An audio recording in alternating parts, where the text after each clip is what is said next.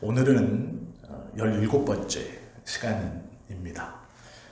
사람은 배가 고프면 먹어야 하고 또 졸리면 잠을 자는 것이 정상적인 사람의 생활 습관이죠. 사람에게 고통 중에 제일 큰 고통이 이 물을 마시지 못하는 고통이 제일 크다고 합니다. 저희들은 갈증이라는 것을 많이 느껴볼 새 없이 주변에 마실 수 있는 물들이 많이 있기 때문에 느껴보지 못하지만 운동선수들, 특별히 권투선수들이 체중을 감량할 때 침을 이렇게 삼키지 않고 계속 뱉어내서 몸속에 있는 수분을 이렇게 완전히 빼려고 노력을 한답니다. 그래서 침도 삼키지 못하고 그 침도 계속 뱉어내고 또 입에 그 버섯을 바싹 마른 버섯을 이렇게 머금어 가지고 그 버섯이 침을 다 빨아들여서 그 버섯을 또 이렇게 뱉어내어서 체중을 감량한다고 합니다. 그때 이 권투 선수들이 느끼는 고통이라는 것이 이루 말할 수 없는 큰 고통, 몸에 수분이 들어오지 않는다라는 것이 굉장히 큰 고통이라고 합니다. 그런 기사를 본 기억이 있습니다. 오늘 이 배경을 가만히 보시면 이스라엘 백성들은 애굽에서 나와서 놀라운 하나님의 역사를 눈으로 보았습니다. 그게 무엇이냐면 홍해가 갈라져서 그 가운데 갈라진 양쪽의 물 가운데로 이스라엘의 200만의 이스라엘 사람들이 다 빠져나오고 그 빠져나온 다음에 자신들을 쫓아서 그 물 가운데로 들어왔던 애굽의 군대가 그 물이 합쳐져 수장되는 것을 눈으로 보았죠. 그리고 그들은 기뻐 뛰며 하나님을 찬양하고 그곳에서 자신의 조상들에게 들었던 대로 돌탑을 쌓아서 하나님께서 홍해의 기적으로 우리들을 이렇게 인도해 내셨다라는 것을 위에 돌탑을 하나 쌓습니다. 그리고 나서 모세의 인도함에 따라서 오늘 본문이 되는 3일 길을 더 지나왔습니다. 홍해의 기적을 경험하고 3일이 지났습니다. 그래서 수르 광야에 이제 초입에 이르러서 그 수르 광야에 들어와서 이제 본격적으로 광야의 이 길을 걸어가야 하는 것이죠. 이스라엘은 애굽에서 종살이를 한 것은 우리가 약 400년이 넘는다. 조금 길게 잡으면 460년, 조금 짧게 잡아도 430년 이 정도로 생각하고 있습니다. 그런데 문제는 이스라엘이 야곱을 쫓아서 이 애굽으로 내려가 고센 땅에 자리 잡은 이집트에서 가장 비옥한 땅, 물이 있고 풀이 많은 이 비옥한 땅, 중학교 한 2학년 되면요 세계 지리를 배우면서 비옥한 초승달 지역이라고 배우는 게 그 땅이 시작입니다. 이렇게 생겼죠. 그래서 애굽에서 시작해서 가나안 땅을 다 덮고 그 다음에 바벨론까지 지금으로 말하면 이집트에서 이렇게 올라가서 사우디아라비아까지가 비옥한 초승달 지역입니다. 그래서 그 지역에 가장 처음 출발인 나일강 젖줄에서 출발해서 가장 비옥한 그 고센 땅에 정착해서부터 460년, 길게 보면 또 짧게 보면 430년 이렇게 얘기하고 있는 겁니다. 그런데 이들이 처음부터 노예는 아니었습니다. 우리가 아시는 것처럼 자신의 아버지 야곱을 불려들였던 요셉은 총리였습니다. 총리 신분으로 자신의 아버지를 불러들였고 총리 신분으로 비옥한 땅을 물려받으며 거기에 거류하기 시작했고 그곳에서 애굽 왕의 양과 염소를 맡는 어쩌면 민족 전체가 하나의 관직을 받아서 국가에서 내려주는 일을 하며 먹고 사는 집단이 된 것이죠. 그런데 이 왕조가 이집트의 왕조가 애굽의 왕조가 바뀌면서 애굽은요 4-5번 이 왕조가 바뀝니다. 이게 무슨 얘기냐면 우리로 말하면 이 씨가 왕을 하다가 김 씨로 한번 바뀌고 정씨로 한번 바뀌고 최씨로 한번 바뀌고 뭐 이런 일이 왕조가 바뀌어요. 그런데 어떻게 바뀌냐면 이씨가 왕을 하다가 김씨가 왕을 하다 다시 또 이씨가 왕을 하고 최씨가 왕을 하고 다시 또 이씨가 왕을 합니다. 그래서 그때마다 이 애굽의 수도가 북쪽에 있다가 남쪽에 있다가 북쪽에 있다가 남쪽에 있다가 이렇게 왔다 갔다 합니다. 그 시간이 한참 지났을 때 북쪽에 있었던 왕조가 무너지고 남쪽으로 내려가서 왕조가 되다가 다시 이 왕조가 바뀌어 북으로 올라올 때 북쪽에서 쿠데타를 성공해서 남쪽에서 왕을 했던 이 사람들이 다시 망하고 다시 북쪽으로 올라갈 때 애굽의 역대 왕의 기록들이 소실됩니다. 그래서 성경은 그 얘기를 무엇이라고 하느냐면 요셉을 알지 못하는 왕이 일어났다 이렇게 표현합니다. 이것은 왕조가 바뀌면서 그 같은 애굽이지만 북쪽에 왕조를 두었던 왕조와 남쪽에 왕조를 두었던 왕조는 애굽이라는 나라의 명칭은 그대로 쓰고 있지만 완전히 황실이 갈리는 일입니다. 그래서 다른 왕국이에요. 정확히 말하면.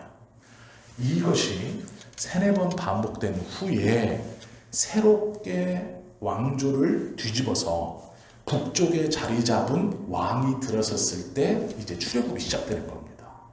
그래서 이 역사적인 배경에서 이스라엘 백성들은 처음에는 자기들끼리만 모여 있었습니다. 그런데 이 왕조가 북쪽 남쪽으로 몇 번씩 뒤집어지면서 요 비옥한 초센달 지역에 처음에는 야곱의 후손들만 살았지만 그 몇 번의 왕조가 바뀌면서 요 지역에 애굽에 들어왔던 대부분의 노예들 그리고 왕조가 바뀔 때 그 반란을 피해서 도망치는 이방 민족들이 다 고센에 모여 살았습니다.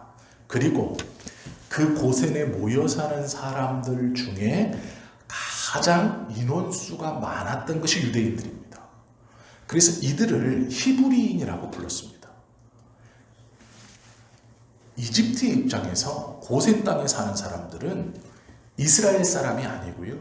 이스라엘 사람들이 많기는 하지만 거기서 오래 살았기 때문에 기득권을 갖고 있지만 그 고센 땅에는 애굽으로 끌려왔거나 애굽에 정착하려 먹고 사는 이집트, 순수 이집트인 말고 여러 나라에서 밀려 들어와 나일강으로 풍요로운 이집트에 먹고 살려고 들어왔던 많은 이방인들이 있습니다. 자이로 타이로. 이 사람들이 왕조가 무너지고 세워지면서 그 전쟁과 내란을 피해서 도망친 곳이 숨어있는 곳이 어디냐? 그나마 먹을 것이 풍부한 이 고센 지역입니다.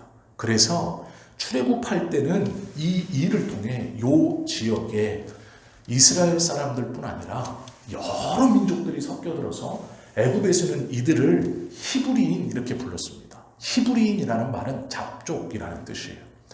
하나의 민족이 모여있는 곳이 아니라 여러 민족이 섞여있는 곳 이런 뜻이에요. 그래서 모세가 내 민족을 보내라 했을 때 처음에 애굽 왕이 그래 네 민족을 데리고 가라 이렇게 말했어요. 하나님을 믿는 고센 땅에 있는 사람 다가 아니고요. 그 지역에서 인원수가 좀 많은 그래 너희 이스라엘 사람들을 데리고 가라 이렇게 말했어요. 그래서 모세가 그 준비를 하다가 이제 우리가 떠날 것이다 라고 하러 가는 찰나에 뭐라 그랬냐? 보낼 수 없다 한 거예요. 그래서 10가지 재앙이 시작됩니다. 그런데 문제는 애굽 전체에 10가지 재앙이 시작되면서 그 고센 지역에 가장 많은 인원수를 퍼센테이지를 차지하고 있는 이스라엘 사람들이 이상한 짓을 하기 시작합니다.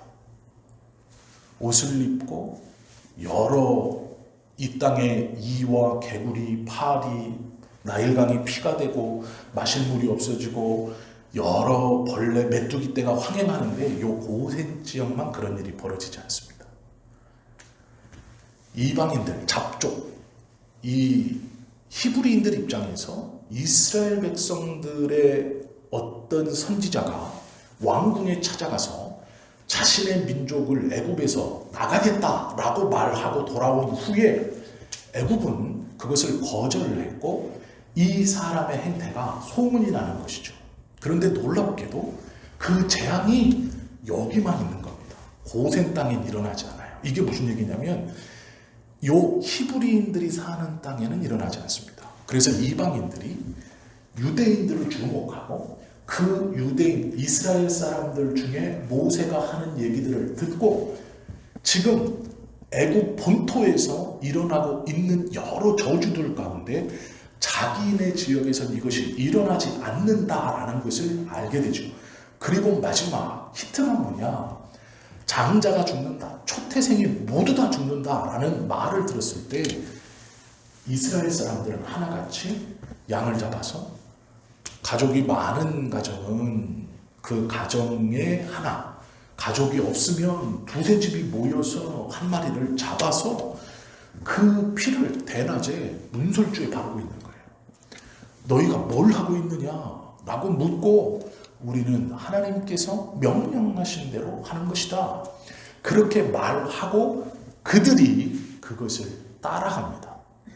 왜요? 지금 눈으로 애굽 본토에서 저주의 그런 여러 일들이 일어나는 것을 보았고 자신들은 안전하다는 것을 경험했어요.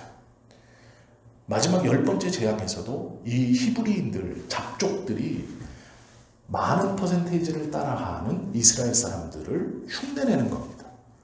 그리고 이 10번째 재앙으로 애굽 왕이 뭐라고 얘기를 하느냐? 고센 땅에 있는 이스라엘 사람들이 가라가 아니라 히브리, 너희 노예들은 다 가라 이렇게 말해요. 이스라엘 백성만 나가는 게 아니고 그 나갈 때 애굽 왕이 히브리, 종들, 잡족들은 다 내 땅에서 나가라 이렇게 말해요. 애굽은 태양신을 섬기는 나라입니다. 그리고 이 황제는 태양신 라의 독자예요. 아들이에요. 이 태양신의 현신입니다. 그래서 그들은 자신들이 곧 살아있는 신이자 이집트는 모든 신들에게 축복을 받고 모든 신들이 태어나고 함께 살아가기를 원하는 낙원과 같은 곳이에요. 그래서 이방신을 섬기는 저 히브리 잡족들을 다 쫓아낸 거예요. 이게 애굽왕의 입장에서는 거룩하고 신성한 신들의 땅에서 저 이방인을 섬기는 이건 여호와 신앙만이 아닙니다. 그들이 갖고 있었던 그 고센 땅 안에 히브리인이라고 말하는 잡족들이 갖고 있었던 수없이 많은 신들, 그 신들을 다 쫓아낸 거예요. 거룩한 우리 애굽은 우리끼리 복받고 잘 먹고 잘 살겠다는 얘기입니다. 그리고 쫓아냈을 때 이스라엘만 나온 게 아니라 그 종살이, 고센 땅에서 종살이를 하던 이방인들도 이스라엘과 함께 따라 나왔습니다. 이것이 출애굽이에요. 출애굽을 했을 때 이스라엘만 모세를 따라간 게 아니에요. 애굽에서 종살이하고 이렇게 국가가 뒤집어지고 종으로 있느니 자유민이 되겠다. 그리고 저들을 인도하는 하나님이 태양신 라보다 훨씬 힘이 세고 지금 살아 역사하는 그 신이기 때문에 믿고 쫓아나온 거예요. 그러면 가만히 생각해 보세요.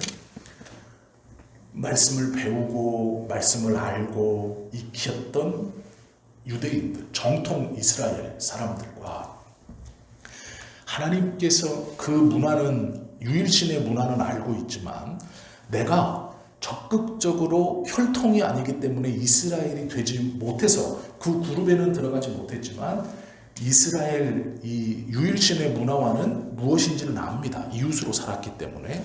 그런데 나는 믿고 있는 신이 있어요. 내가 믿는 신, 내 민족신은 따로 있어요. 이때 당시에 신의 개념은 토지신 개념입니다. 그래서 어떤 지방에 가면 그 지방의 신이 그 땅을 다스리는 거예요. 유목민들은 특별히 땅을 옮겨 다니죠. 이 유목민들이 믿는 신이 힘이 제일 약하다고 생각했어요. 왜 그러냐면 그래서 그들은 정처 없이 떠돌아다닌다고 생각했어요. 유목민들의 신이 힘이 약하기 때문에. 그리고 농사짓는 신, 한 곳에 정착해서 뿌리를 받고 그곳에서 대대손손 계속 대를 내려가서 살게 하는 고신이 힘이 제일 좋다고 생각했어요. 그거의 대표적인 것이 태양신 라입니다. 그리고 태양신 라가 봤을 때 유목민인 이스라엘 백성이 믿는 여호와는 힘이 약한 신이에요. 그런데 이들의 입장에서는 어떻게 되는 것이냐, 이제 이 힘이 없었던 여호와, 유목민의 신이 자기 땅을 회복해서 자기를 믿는 자기 백성들을 원래 자기가 다스렸던 자기 땅, 가나안 땅으로 다시 이끌고 가서 그 땅에서 이 신이 자기 백성들을 먹여 살린다, 이렇게 믿고 있는 거예요. 그래서 따라 나옵니다. 그런데 문제는 우리가 아는 것처럼 따라 나와 오늘 3일이 됐어요. 3일이 됐는데 어디로 들어가냐면 유목민의 신인 여호와는 이들이 생각하고 이들이 알기에는 사막으로 가면 안 돼요. 사막은 짐승을 키울 수 없는 곳입니다. 물도 없죠, 풀도 없죠. 이스라엘은 원래 양치는 사람들이었어요. 유목민들이었어요. 그가 애굽에서 고센 땅에 자리 잡은 이유도 그들이 짐승을 키웠기 때문이고, 또 그곳에서 먹고 살할 수 있었던 이유도 그들이 짐승을 키웠기 때문이에요. 농업국가인 애굽에서 짐승을 키운다는 것은 굉장히 어려운 일입니다.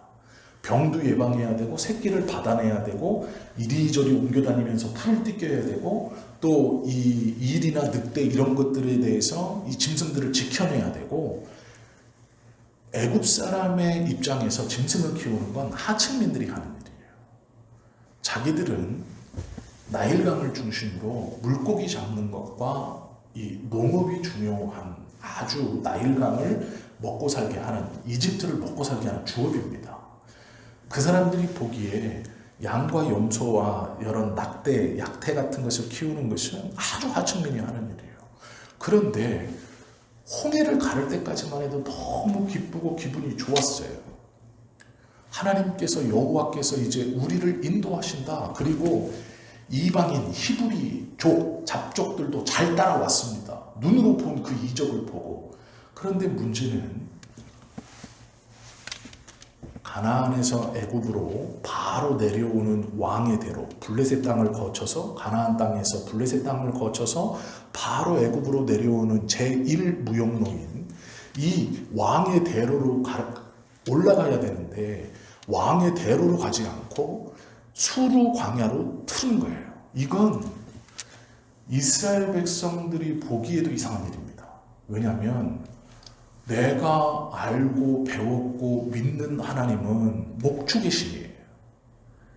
여호와는 농경의 신이 아니고 목축의 신입니다. 그런데 지금 어디로 데리고 가냐면 사막으로 데리고 들어가요.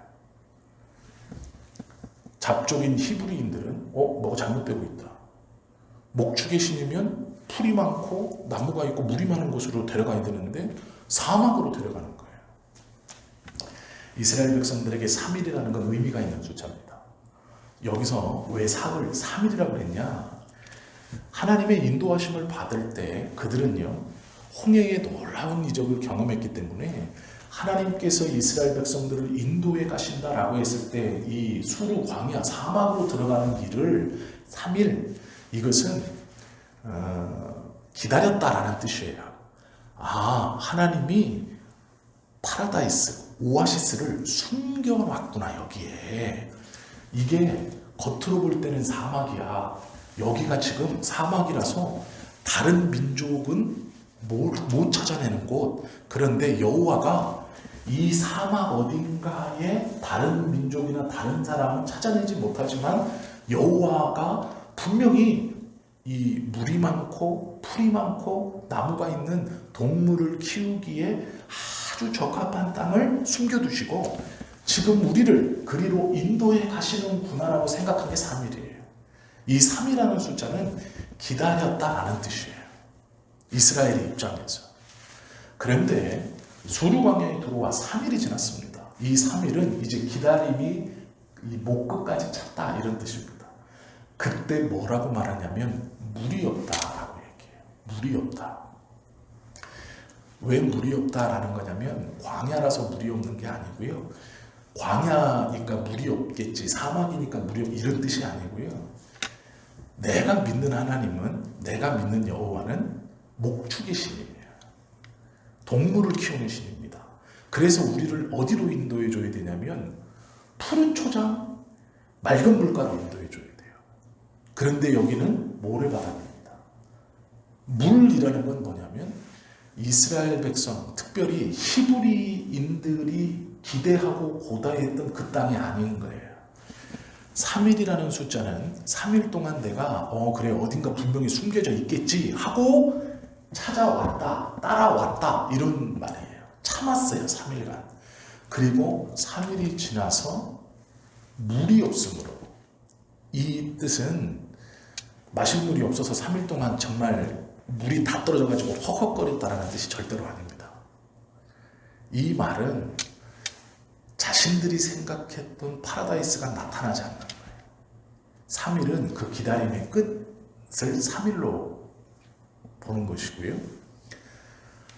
그리고 3일 만에 마라라는 우물샘을 발견합니다. 마라라는 큰 물이 모여있는 곳을 발견해요. 히브리인들은 지금 200만이 쫓아나왔습니다. 이 사람들이 물을 보고요, 와 했을 거예요. 이제 우리가 기대하던 파라다이스예요. 여기가 물이 있잖아요. 이제 저 물 뒤로 초장이 펼쳐지면 끝나는 거예요.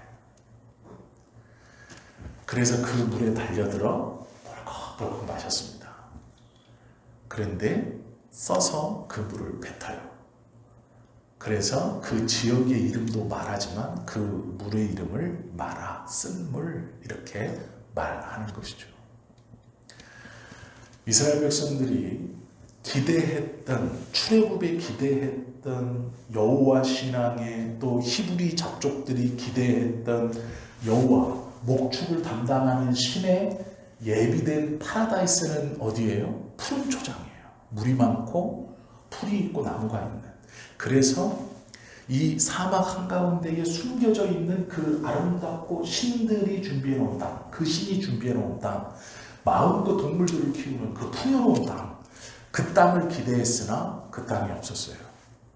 그리고 3일 만에 물을 발견했는데 그 물이 써서 먹지 못해요. 그때 이 이스라엘 백성들이 하나같이 성경에 보시면 모세를 원망합니다. 모세를 원망해요. 왜요? 모세가 이끌어왔잖아요. 모세는 애굽에 들어갈 때 어떤 모양으로 들어갔어요? 목동의 모양으로 들어갔어요. 목동들이 하는 이 터번을 두르고 옷, 햇빛을 막아주는 원피스를 입고 지팡이 들고 들어갔어요. 누가 봐도 목동이에요. 목동의 모양으로 애굽에 들어와서 목동의 모양으로 이스라엘 백성들을 가자 하고 끌어낸 거예요. 그랬는데 약속의 땅 파라다이스를 기대하고 왔건만 그게 없는 거예요. 물이 있어서 마셨더니 이제 파라다이스의 시작인가 했더니 쓴물이에요. 그래서 모세를 비난합니다. 그들의 입장에서 당연한 거예요.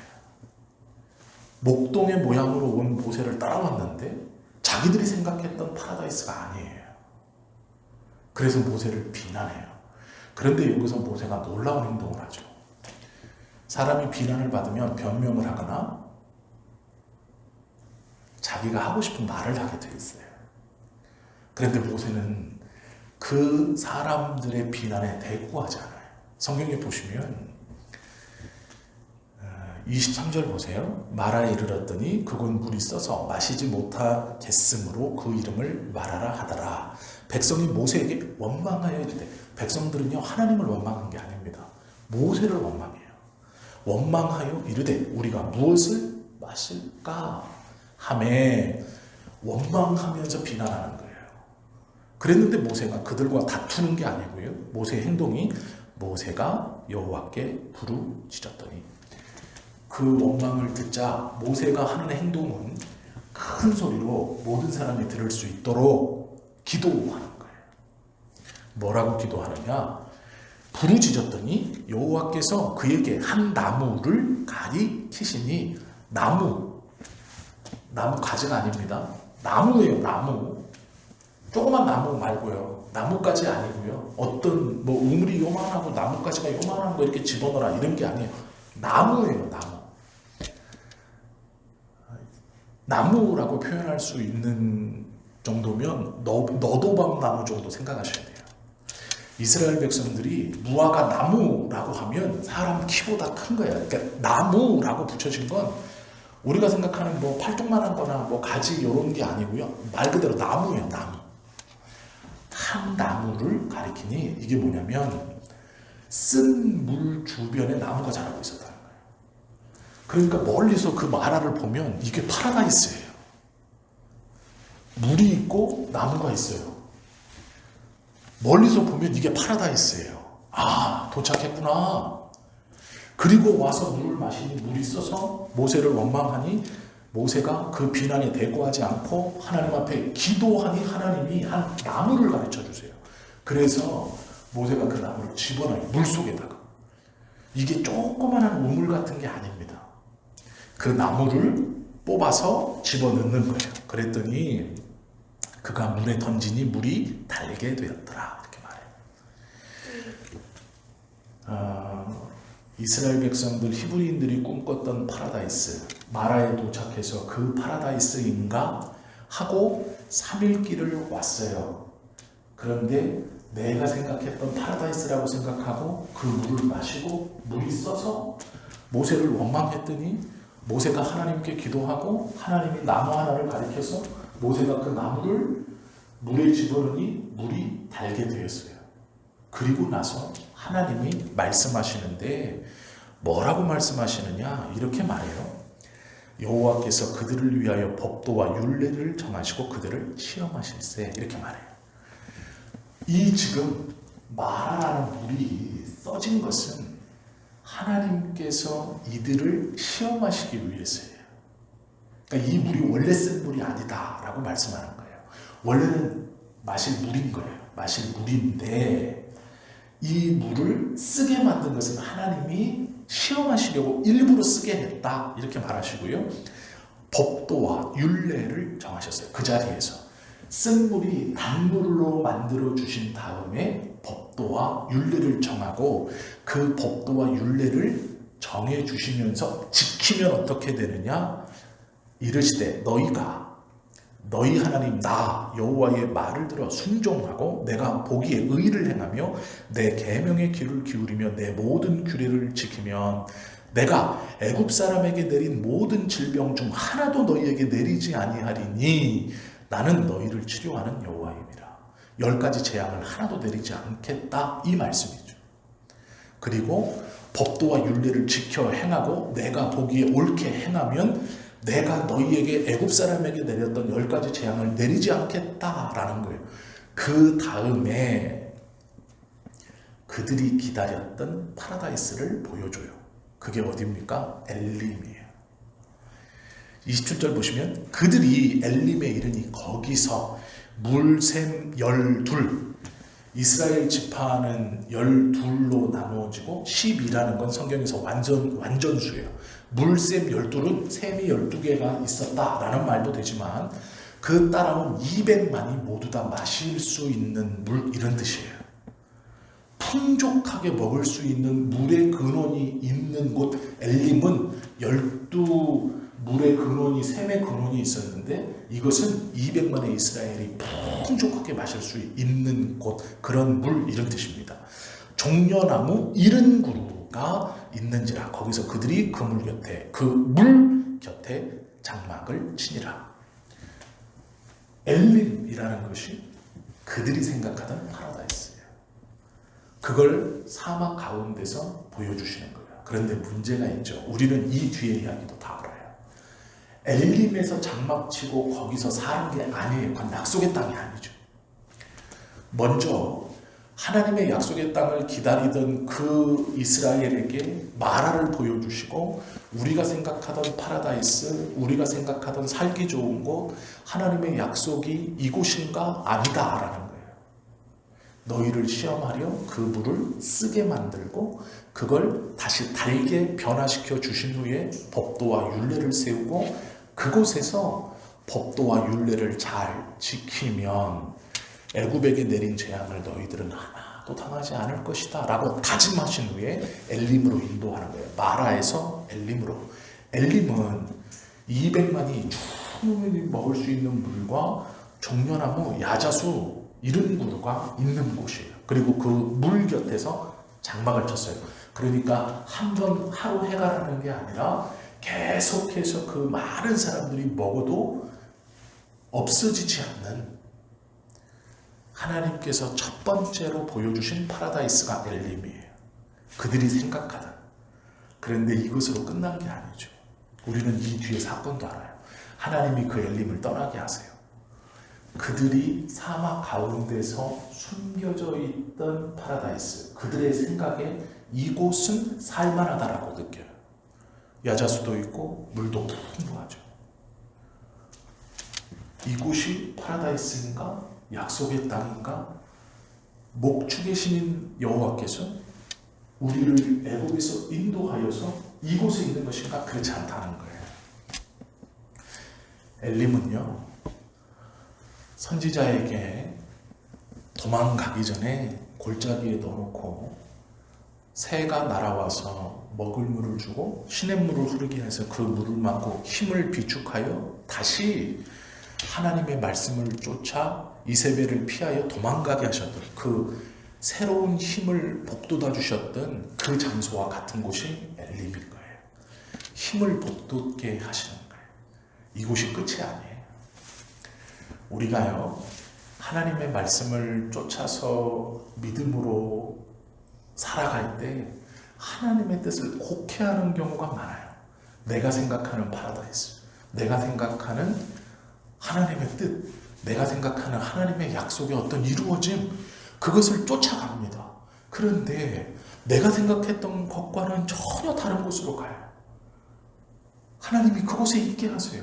목마르고 물이 쓰고 내 안에서 원망이 나오고 불평이 나오고 힘듦이 나오고 목은 바싹바싹 타들어가는 그곳에 우리를 두세요. 왜 두실까요? 시험하고자 하네요. 그곳에서 하나님이 다시 세우시는 거예요. 출애굽할 때 분명히 하나님은요, 율법을 주셨어요. 그런데 다시 그곳에서 규례와 율법을 정하고 한 번 더 약속하세요. 너희가 잘 지키면 너희 눈으로 보았던 그 재앙 가운데 그 고통을 당하는 일이 너희에겐 일어나지 않을 것이다. 그리고 우리를 쉬시게 하시기 위해 엘림으로 인도하셔서 목을 죽이고 장막을 쳐 쉬게 하시는 거예요. 이곳에서도 만족해서는 안 돼요. 그런데 우리는 이 엘림에 이르면 이곳이 하나님이 나에게 인도하시고 원하시고 주시는 끝인가 보다 하고 그곳을 떠나지 않으려고 하는 게 문제인 거죠. 살만하고 원만해지고 형편이 좀 좋아지고 내가 이 정도면 됐다라고 느끼는 이곳이 천국이고 이곳이 하나님이 날 위해서 예배해 준 곳이고 이것이 하나님의 뜻에 고생했던 내가 고통받으면서 하나님께 부르짖었고 은혜를 붙들고 왔고 참다 와서 그 마라의 일을 겪고 이제 엘림까지 왔으니 내가 이곳이 끝이다. 여기가 진짜 하나님이 예비해 둔 곳이다. 풍부한 물이 있고 야자수 종려나무 가지가 90수나 있는 이곳이 정말로 하나님이 나에게 예비해 주신 곳이다. 여기를 벗어나면 다시 뜨거운 상황 모래바닥으로 나가는 거니 이곳에서 내가 누리고 내가 이곳에서 평안히 있어야겠다. 이게 하나님이 나에게 준비해 주신 곳이다라고 우리가 생각한다는 거예요. 하나님께서 조금 일어나게 하시면 여기다라고 생각하는 거죠. 그렇지 않아요. 엘림도 새 힘을 비축하고 기운을 나게 하시는 장소이지 우리에게 주신 끝이 아니에요. 만약에 우리의 삶에서 내가 엘림과 같이 마음이 편안하고 하나님의 은혜 아래 새 힘을 북돋는 어떠한 곳이 있다면 그것이 교회가 됐든 집이 됐든 어떤 기도하는 장소가 됐든 어느 곳이 됐든 내가 하나님의 은혜와 말씀을 다시 생각하고 새 힘을 얻게 하고 나로 다시 기운을 북돋게 하는 무엇인가 어딘가 있다면 그게 끝이 아니에요.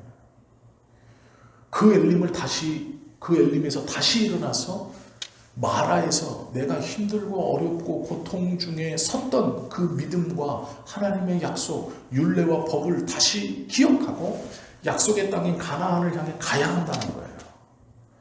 그 모래바닥으로 그 물을 뒤로 하고 엘림을 뒤로 하고 가야 한다는 거예요. 그런데 안 가길 원하죠. 이만했으면 됐다고 생각하죠. 더 이상의 것은 원치 않죠. 이 정도도 만족할 것 같죠. 그렇지 않다는 거죠. 하나님의 뜻은 엘림에 있는 게 아니에요. 이스라엘 백성들에게 새 힘을 주시는 이 하나님, 그 다음에 만나와 메추라기가 벌어지잖아요. 물만 주었다라는 것도 아니고 완전히 회복하게 하세요. 그리고 어떻게 해요? 광야를 돌려요. 광야를 왜 돌리나요?